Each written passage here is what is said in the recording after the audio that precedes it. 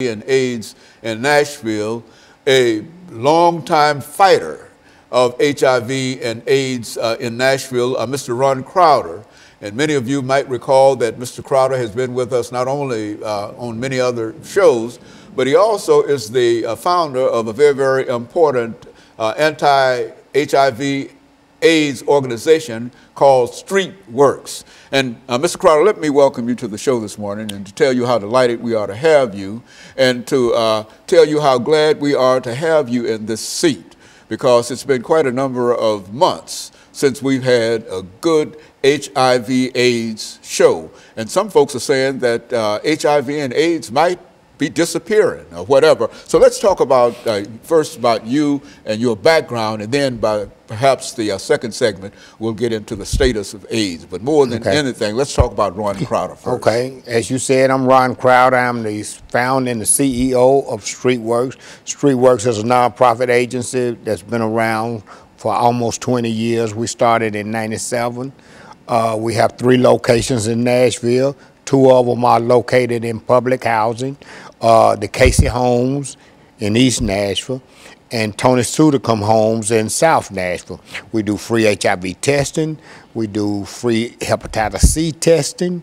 We provide a multitude of direct support services for people living with HIV and people who are actively using drugs. So we work, and the name comes because we work the streets. We work the streets a lot at night to prevent new infections of HIV and hepatitis C. We work the streets to interact with people who are actively using drugs and to try to do some type of intervention with them, and if necessary and whenever they get ready, we help them get into treatment. And so, Mr. Crowder, we know you, and as we said, you were one of the first HIV/AIDS persons that we recall being able to talk to about that disease, and you, since that time, not only have you grown the organization, but you've grown your influence throughout this nation in terms of what AIDS is and the status of AIDS. And what we'd like to do today is to have you to give our audience as much information as you possibly can about the status of HIV and AIDS in American society in Nashville. And then we'll dedicate ourselves to that proposition for the rest of the show. Okay. So right now, HIV and AIDS, we can see an end to AIDS now. An end to AIDS is in sight now. There are cities, particularly New York, has a plan called End AIDS by 2020.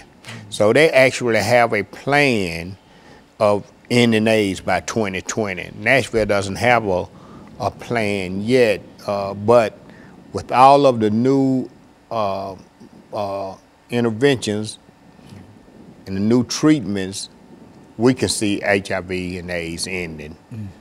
You know. Well, you know what, I think when you first came to us, Mr. Crowder, that was several years ago when this was a real disease and people were having all kinds of problems in reference to it.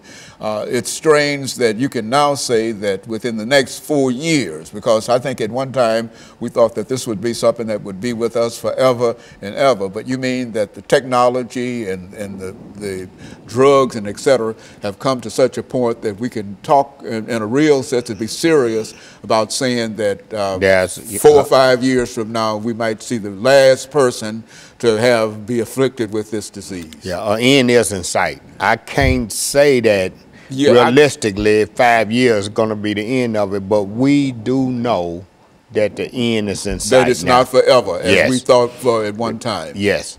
Right now, HIV is more of a chronic illness than a death sentence as it was. Like, I can't remember the first time I came on your show, but I do know that the first time I came on the show, that was in the 90s. Yeah, HIV was still a death sentence.